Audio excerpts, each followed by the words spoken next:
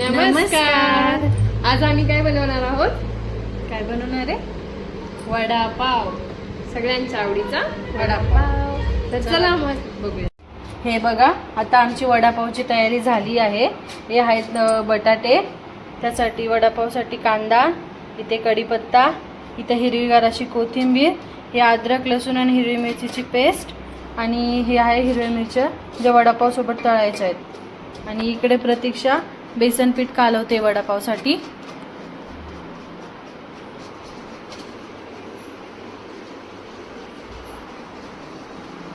आता प्रतीक्षा कांदे भजी बनवत आहे, कारण आमच्या भाऊजींना वडापाव आवडत नाही, त्यामुळे कांदा भजी लागतात त्यांना. तर आता रेसिपी तुम्हाला पुढे प्रतीक्षा सांगेल. आता बेसन घेतलंय आणि बेसनमध्ये ओवा टाकून घेतलाय. त्याच्यानंतर कांदा टाकते. आता कांदा टाकून घेतला. त्याच्यानंतर हिरवी मिरचीचं तिखट टाकते, थोडीशी हिरवी मिरचीची पेस्ट 1 चमचा, आणि 1 चमचा धना पावडर, थोडासा हिंग,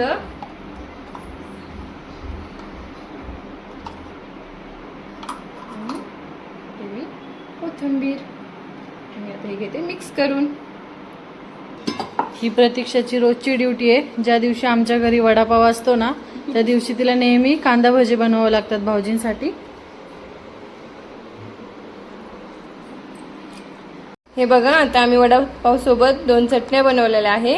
हे आहे तिखट चटणी आणि हे आंबट गोड पुदिन्याची चटणी.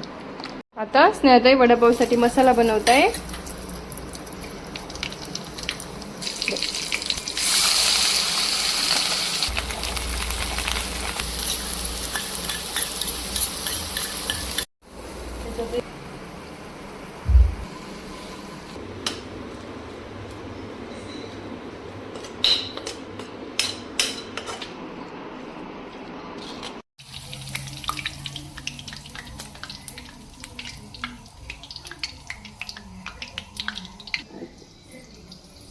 बघा, प्रतीक्षा आता वडे काढते.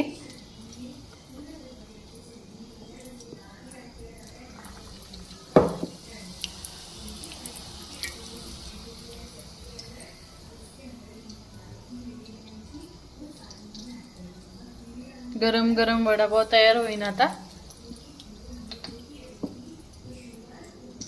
ते वडे करून ठेवले. इथं मिरची तळून ठेवली आहे.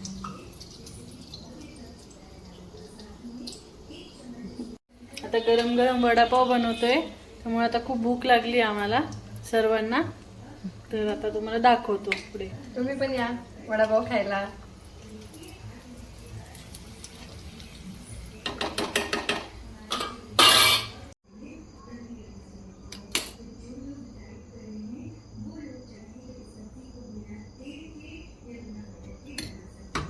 ही गोड चटणी, आपला वडा. वाव.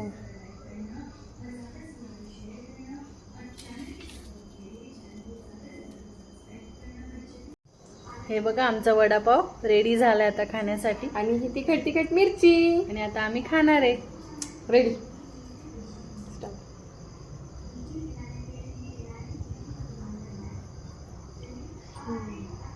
मस्त.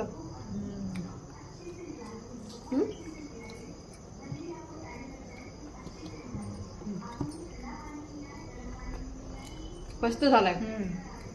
खूप सुंदर. गरमागरम घेऊ.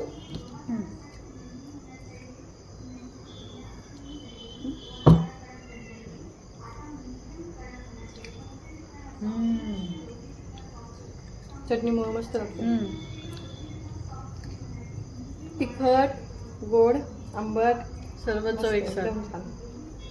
तुम्ही पण करून पहा असा गोड आंबट तिखट वडापाव. आता प्रतीक्षा कांदा भजी काढते भाऊजींसाठी.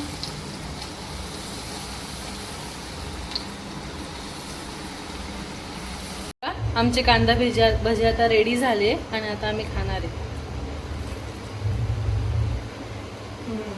मस्त आहे. छान झाले, एकदम खुसखुशीत झाले.